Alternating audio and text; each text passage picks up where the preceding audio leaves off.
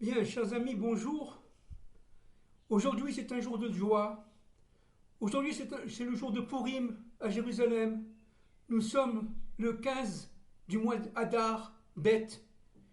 Nous sommes là en pleine joie, bien que cette joie soit, disons, amoindrie dans son extériorité par ce qui se passe dans les frontières d'Israël et ce qui se prépare dans le monde.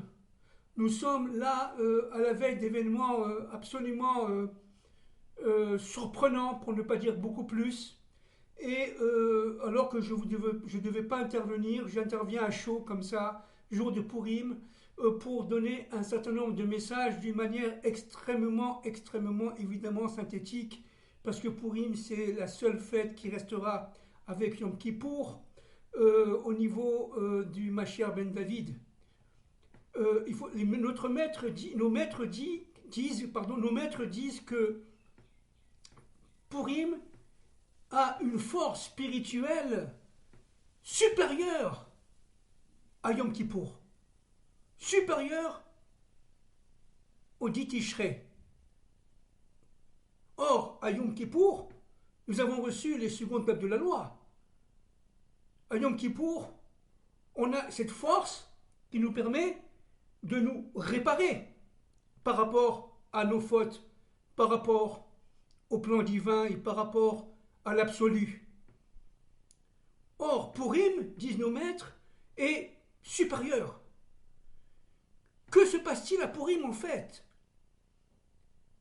Esther Amalka, c'est-à-dire la Malchoute, la Sfirat, à la fois la plus basse de l'arbre sévirotique, dorsale de la création, eh bien, cette sphira, la Malchoute, la septième, comporte en elle la détérioration dans la lettre E de Yudke Vavke, la quatrième lettre du nom divin, la détérioration du Yud. Je vous rappelle, pour ceux qui ne connaissent pas bien l'hébreu, le E est un Vav recourbé avec ici une sorte de Yud. Et ce Yud-là, on l'a dit de nombreuses fois, a été perturbé, déstructuré par la faute d'Adam et de Ève. Tout le travail d'Israël, tout le travail des nations qui descendent d'Adam et de Ève est de réparer cette faute, c'est-à-dire de restructurer le Yud. Le Yud a pour valeur numérique 10. Et c'est pour cela, entre parenthèses, que dans la Megillat Esther, on parle de la pendaison des 10 fils de Haman. Et on donne leur nom. C'est-à-dire que cette pendaison, cette mort, est significativement source de réparation. Haman étant évidemment l'Agagite, c'est-à-dire descendant des forces de Agag, et Haman est un Amalécite. Il porte en lui imperturbablement les forces de destruction et de haine, non seulement d'Israël, évidemment, intercesseur de Dieu, mais les forces de haine du divin. Il veut détrôner Dieu de son trône, ça veut dire de la Malchoute. Ils veulent prendre dans la Malchoute, dans notre monde, la place de Dieu dans l'histoire. C'est ça l'enjeu. Ils veulent absolument, ces forces-là veulent absolument ne pas réparer la jambe droite d'Adam Kadmon, c'est-à-dire de Jacob. Jacob, dans son combat contre l'ange, a été touché à la hanche. Il boitait, si vous voulez.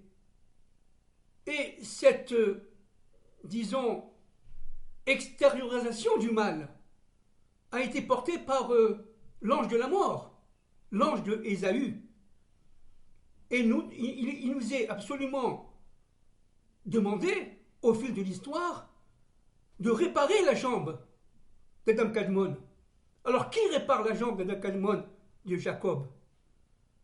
Eh bien, c'est Mordechai, Mardoché. Mardoché et Esther descendent du roi Shaoul. Mardoché et Esther descendent du roi Shaoul.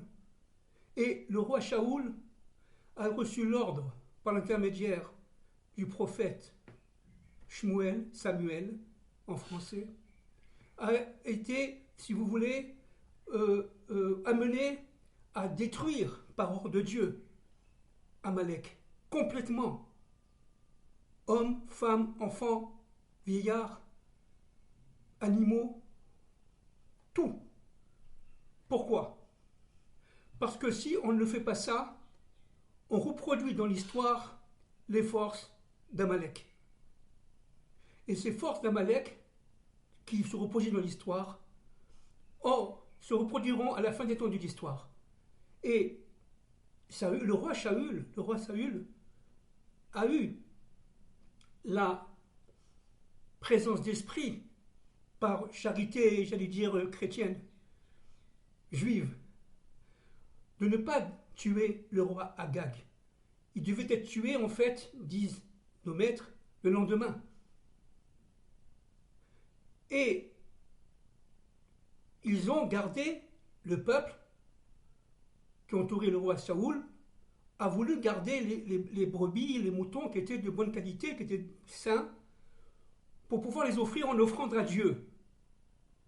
Shmuel, en attendant ça, il a, sous les ordres de Dieu, bien sûr, déchu le roi Shaoul. Le roi Shaoul n'a pas complètement obéi à l'ordre de Dieu. Et cet ordre de Dieu va être en fait accompli à la fin des temps de l'histoire par Mordechai et Esther, qui sont les descendants du roi Shaoul. Mordechai et Esther étant les descendants du roi Shaoul. Alors, ce qui est fondamental ici de comprendre, c'est que la réparation de la jambe droite par Purim, et c'est ça que veut, d'une manière secrète, évidemment, dire, expliquer, annoncer, d'une manière codée, bien sûr, la Megillah d'Esther, d'une manière événementielle, comment la reine Esther est arrivée au pouvoir et quel a été le rôle de Assuérus, de Haman, quel a été le rôle de Benjamin, Binyamin, etc. Tout cela, ce sont des éléments et des événements codés, complètement codés. Donc, il nous appartient, à la fin des temps de l'histoire, de réparer la faute qui a été commise par Adam Rishon, qui a été en partie corrigée par le roi Saül, Shaoul en hébreu, et en partie seulement, et qui doit être corrigée au temps du Messie ben David. Détruire complètement, totalement, détruire, je répète, nos maîtres sont très clairs là-dessus, les forces d'Amalek. Zecher Maché Asa Lecha Amalek, dont le verbe Zecher, ça veut dire souviens-toi en français, mais attention, il ne s'agit pas seulement de détruire les êtres qui sont maléfiques, les nazis islamistes, à Gaza ou ailleurs. Il s'agit de détruire aussi l'idéologie qui la sous-tend. Et cette idéologie qui la sous-tend, en fait, vient d'Ésaü, et plus profondément de Lavan, le beau-frère de Jacob. Ésaü a eu par Eliphaz un petit-fils qui s'appelle, on le sait, Amalek. Qui finance aujourd'hui le Hezbollah au nord d'Israël? Qui finance le Hamas? Pourquoi les nations sont absolument déterminées, d'une manière éhontée, à empêcher Israël d'aller jusqu'au bout à Gaza? Pourquoi? Qu'est-ce qui les dérange? Ce qui se passe entre l'Inde et le Pakistan ne les dérange pas? Il y a eu une guerre larvée là-bas. Ce qui se passe entre le Haut-Karabakh et l'Arménie, ça ne les dérange pas? Non. Pourquoi? Parce qu'il s'agit d'empêcher Israël de détruire, coûte que coûte, les forces d'Amalek, c'est-à-dire le mal.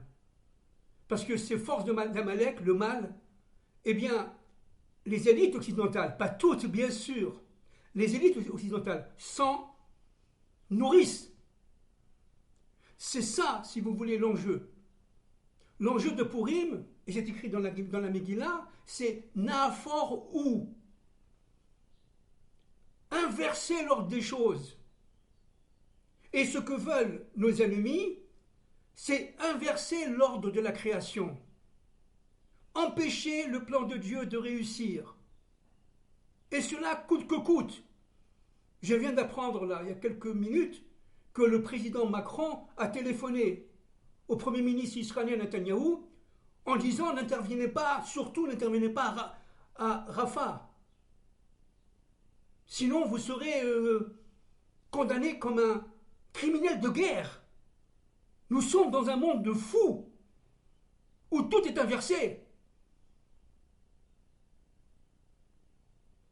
Si on n'intervient pas à Rafah, on permet aux forces amalécites de survivre. Et on le sait que Gaza est une plaque tournante, fondamentale de la parole du Messie. On le sait, on l'a déjà dit de nombreuses fois dans mes interventions.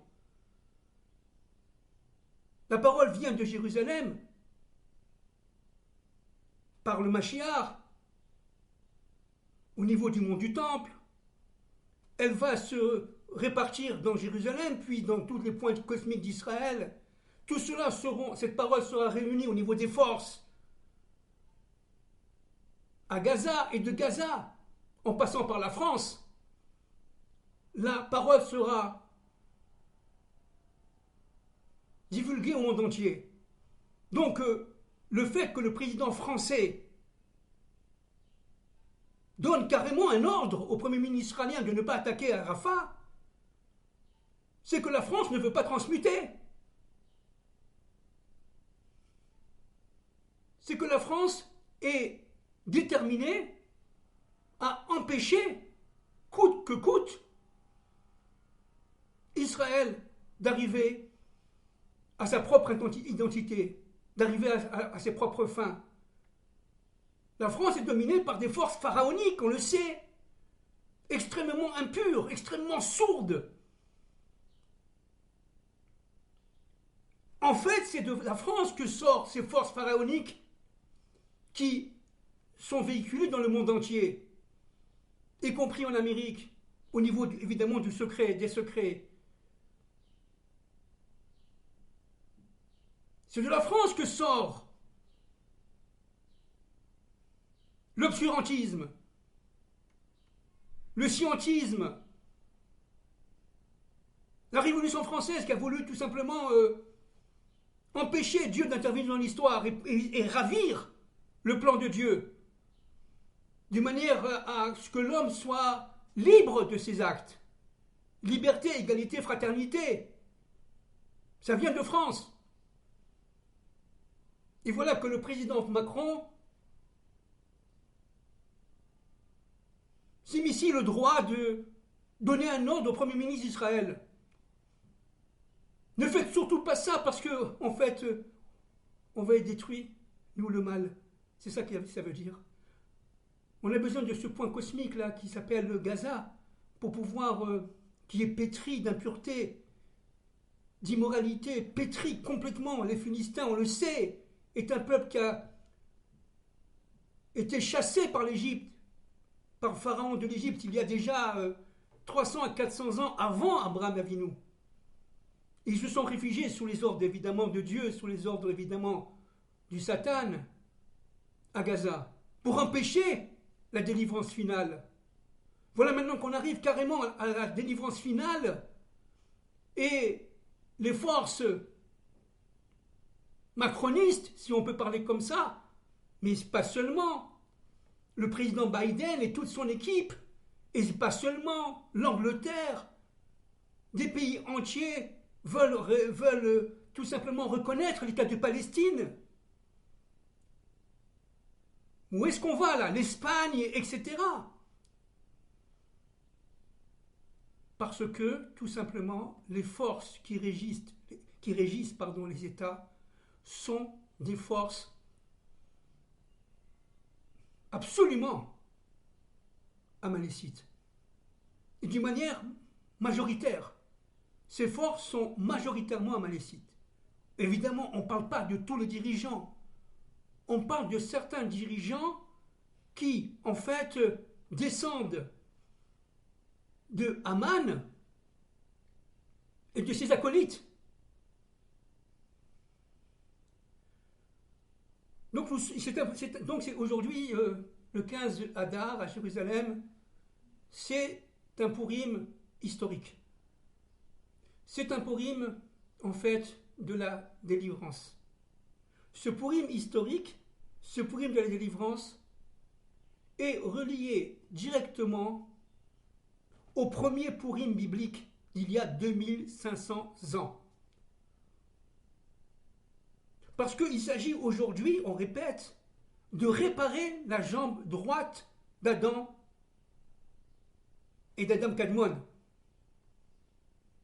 Il s'agit de réparer la jambe droite qui est complémentaire à la réparation, dit le Zohar, de la jambe gauche.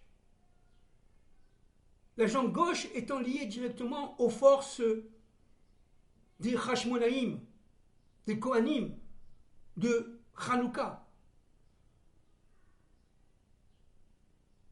Un combat terrible, plusieurs années, près de 7 ans de combat contre les Grecs, contre les Séleucides à Hanouka. À un moment où, véritablement, tout semblait perdu, puisque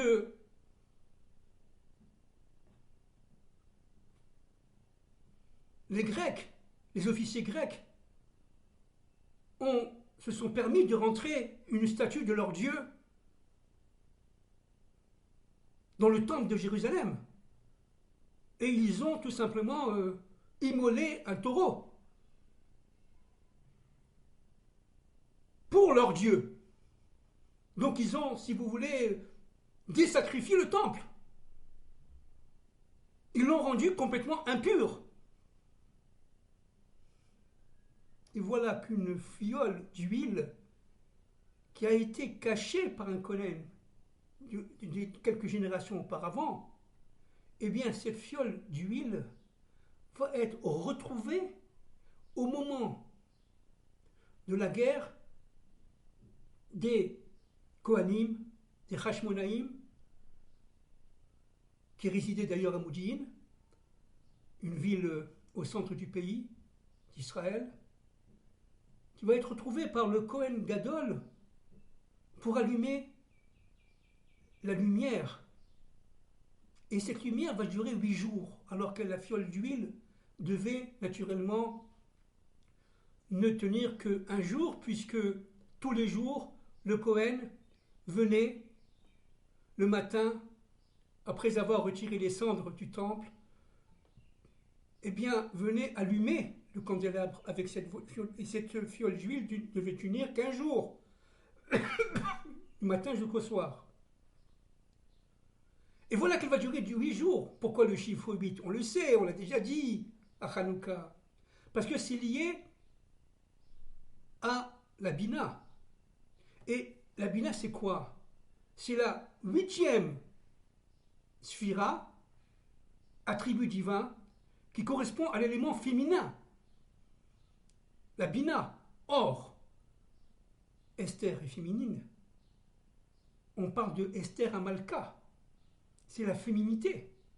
Or, la Malchoute, chers amis, est féminine. La Malchoute est féminine. C'est-à-dire que, en fait, Esther Amalka, avec les forces de Binyamin, non seulement vont réparer la jambe droite, mais elle va, d'une manière peut-être inconsciente,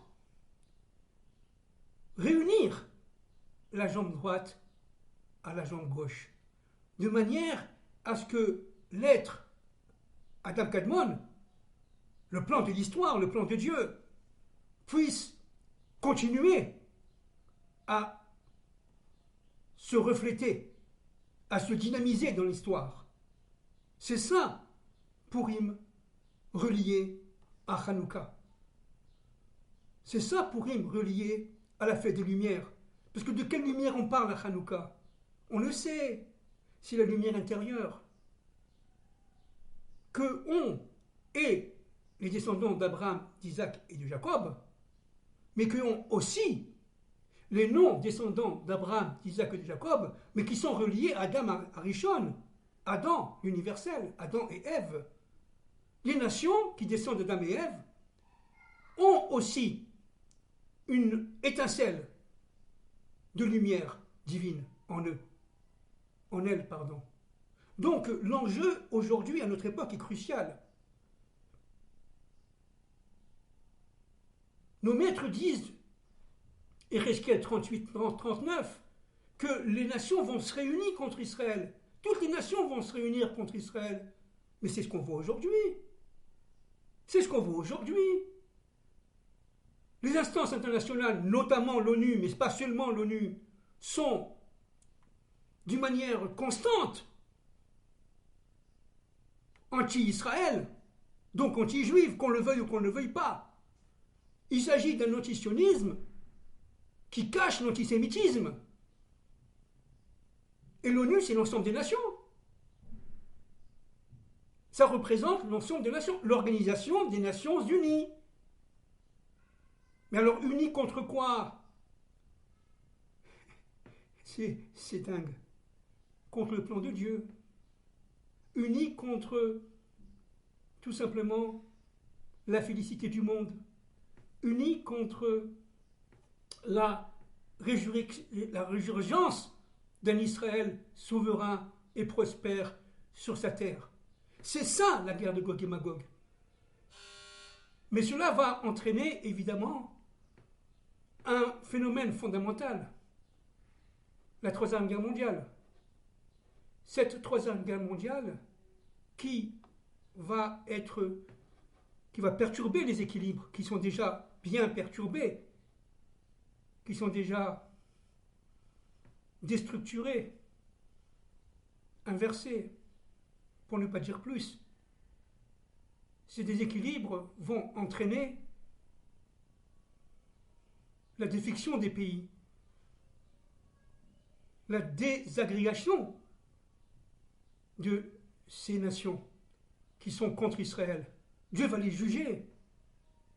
Et ces nations vont, dans le tas actuel des choses, telles qu'on les connaît aujourd'hui, disparaître dans leur habillage, dans leur extériorité, et peut-être même pour quelques-unes d'entre elles dans leur intériorité, parce qu'elles ont intériorisé les forces d'Amalek en elles. Donc, il s'agit ici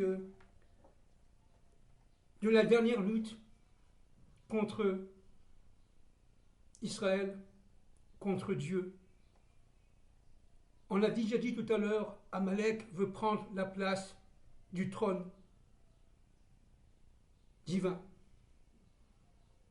On dit que Achashverosh était assis sur son trône, là, Miglat Esther. Pourquoi il était assis? Et de quel trône on parle? Évidemment, tout est codé. On parle du trône divin. Il se prenait carrément pour un dieu. Le maître absolu de toutes les 127 provinces. Or, les 127 provinces, qu'est-ce que c'est? C'était des provinces qui étaient politiquement et budgétairement relativement autonomes, elles avaient chacune leur gouverneur, mais c'était une sorte de fédération perse, j'allais dire américaine, pardon. Et c'était un État fédéral. Et la Maison Blanche, Beth Lavan, Lavan étant évidemment, on le sait, on le répète, l'oncle de Jacob, eh bien Beth Lavan manipulait tout cela. Amalek, il étudiait chez son oncle, chez l'oncle de son père, Lavan. N'oublions pas que Lavan avait deux filles, Rachel et Léa. Or, Rachel et Léa, deux perles, Rachel étant liée à la Malchut, Léa étant liée à la Bina. Rachel et Léa sont réunies dans l'extériorité et l'intériorité de notre monde, de la Malchut. Et Rachel et Léa sont directement liées à qui? C'est en référence à mon livre Au-delà de la nuit, 19 mètres. Eh bien, à Esther Amalka, la reine Esther. Les Astir, ça veut dire caché. C'est le plan de Dieu qui est caché et qui s'habille, si vous voulez, en reine Esther. Mais qui c'est Esther, reine de 127 provinces? C'est Sarah, on le sait. C'est Sarah, la femme d'Abraham. Est-ce que on se rend compte que c'est une histoire de famille, en fait? C'est extrêmement sain. Sarah est morte à 127 ans, on le sait. Et chaque année de Sarah avait un sens. C'est-à-dire que l'extériorité de Sarah, chaque jour de Sarah qu'elle a vécu, avait en elle une force constructive. De Sarai, elle devient Sarah. Et lorsqu'elle devient Sarah, elle se relie à cette force de la Malchut qui habite Esther. Mais Esther, dans un premier temps, elle avait peur d'aller voir son mari. Ça fait 30 jours qu'elle n'avait pas été convoquée. Elle risquait la mort. Parce que son mari tuait toute personne, y compris sa femme, qui rentrait dans son trône sans sa permission. Il fallait qu'il lui donne le sceptre. Donc elle risquait la mort. Alors pourquoi on appelle la Megillah Esther et non pas Megillat Mordechai et Esther? Parce que Esther a risqué tout le temps sa mort. Pourquoi? Parce qu'elle s'est battue contre les forces d'Amalek. Elle s'est battue contre les forces d'Amalek. Elle a permis, quelque part, d'une manière évidemment secrète, à son mari, Assuérus, de, quelque part, réparer la haine qu'il avait du peuple juif. Parce que Assuérus était fondamentalement antisémite, plus antisémite encore que Aman, dit nos maîtres. 19 mètres, pardon. Mais la force de Esther, d'Amalchut, c'est de Naforou, on l'a déjà dit tout à l'heure, d'inverser l'ordre des choses,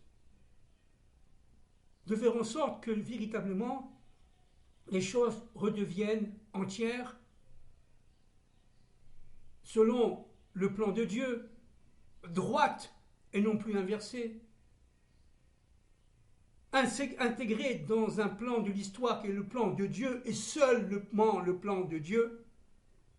Donc, ce qui est fondamentalement ici de comprendre, à travers les prophètes d'Israël, que ce soit Jérémie, que ce soit Isaïe, que ce soit Ézéchiel, que ce soit Zacharia 13, 14, Nous sommes arrivés aujourd'hui à la croisée des chemins. Il s'agit de provoquer, que Dieu, mais évidemment, Dieu seul provoque, par la guerre de Gog et Magog, par la Troisième Guerre mondiale, de provoquer la mort d'Amalek. La mort dans notre monde et dans tous les mondes. Zerer Mashiach Salecha Amalek. Mais d'or. Tu dois te souvenir de génération en génération de ce que tu as fait Amalek. C'est ça le but du peuple d'Israël. C'est se battre contre les forces du mal pour que l'humanité entière puisse se régénérer. Et Dieu a donné la clé à Israël. Et quelle est la clé qu'a donnée Dieu à Israël? C'est facile. La Torah. La Torah. Les 5 livres du Pentateuch. Tous les commentaires de tous nos Chachamim, de tous les siècles. Des milliers et des milliers et des milliers et des milliers de livres. De lois, de halachot, etc. Mais aussi le Zohar. Le secret. Tout cela intégré dans les premières tables de la loi. Tables de la loi qui ont été reçues par Adam et Ève, avant la faute, qui ont été quelque part perdues. Que Moïse a voulu donner le 7 Sivan, le 7 Sivan, 49 jours après la sortie d'Égypte, et qui ont été détruites, évidemment, le 17 Tammuz, par la faute du veau d'or. Purim, c'est une réparation de la faute du veau d'or. Mais cette faute du veau d'or-là, elle nous a entraîné à la catastrophe. Il y a aussi une autre cause fondamentale qui nous entraîne à la catastrophe. C'est la faute des explorateurs. Ces juifs qui se disent descendants d'Abraham, d'Isaac et de Jacob, et qui malgré tout continuent à rester en exil. Parce qu'ils sont très bien dans le désert.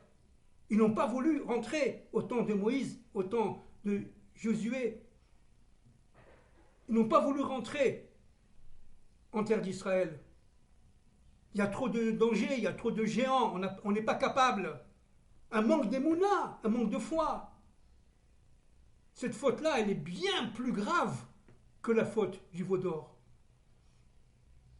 Parce que dans la faute du veau d'or, il y a eu la tchouva.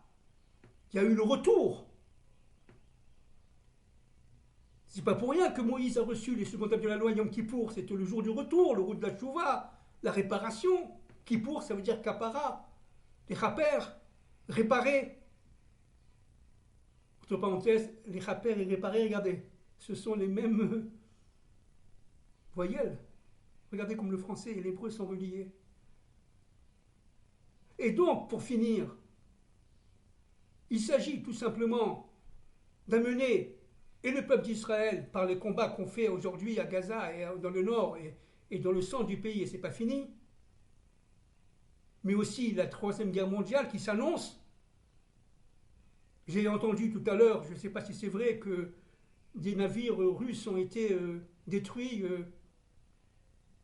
et que le port de Sébastopol a été bombardé. Je ne sais pas si c'est vrai. Mais si c'est vrai, c'est exactement ce que dit la névoie, la prophétie du Gaon de Vilna. Aujourd'hui, on est le jour de Purim.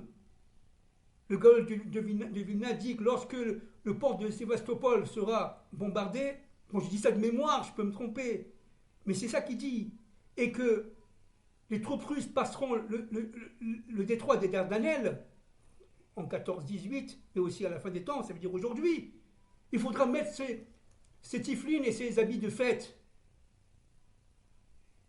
Mais c'est aujourd'hui. Aujourd'hui, on a mis les tiflines et on a mis nos habits de fête. C'est Purim, on est en fête. Et pourquoi dit le Gaon de Vilna? Parce que nous serons arrivés à ce moment-là, à la fin des temps de l'histoire, et à la sortie du Messie, fils de David. Voilà, bon, c'est une intervention qui est, si vous voulez, consécutive à l'ardeur que nous recevons et que nous ressentons aujourd'hui à Purim, à Jérusalem. Et que, véritablement, je voulais vous faire partager de mes humbles réflexions. Évidemment, Purim c'est infini. Purim c'est infini. Et nos ennemis ont créé une sorte de farce universelle, une sorte de spectacle universel, fantasmatique, qui veut brouiller tout cela. Comme Assuérus a fait ses festins pendant 80 jours, 180 jours, 180 jours. Nous sommes dans le monde du luxe, de l'extériorité, de l'apparat, de la préséance. Pardon. Nous sommes en aucun cas là, dans le monde de l'identification de notre propre intériorité. Quand je pense que les présidents américains à Purim ont l'habitude de recevoir les chefs de communauté américaines, juives, les rabbins, etc., pour leur faire ce kavod, à peu près comme a fait, entre parenthèses, Assuérus. Ça me fait trembler. C'est un signe de Dieu qui nous prévient. Même si les rabbins à l'époque, au temps d'Assuérus, il y a 2500 ans, n'avaient pas la possibilité de dire non devant le grand roi Assuérus, même si aujourd'hui ils n'ont pas la possibilité de dire non devant tel ou tel président américain, mais ils y vont et ils participent à cette farce. La situation est très grave, les enfants, parce que nous sommes rentrés carrément dans la farce des fantasmes de certaines élites. Et ces fantasmes de certaines élites, n'est-ce pas, se réfèrent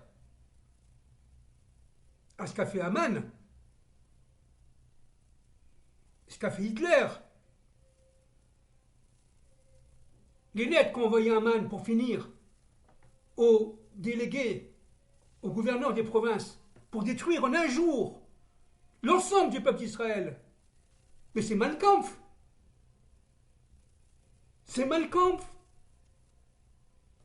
Espérons, Bezrat Hashem, que les forces de Esther soient revenues, que les forces de Mordechai soient présentes dans notre monde, dans tous les mondes, dans notre monde juif et non juif, de manière à faire en sorte, si Dieu veut, que la Géoula, que la délivrance vienne vite de nos jours, sans trop de souffrance, et pour le peuple d'Israël, et pour l'universel.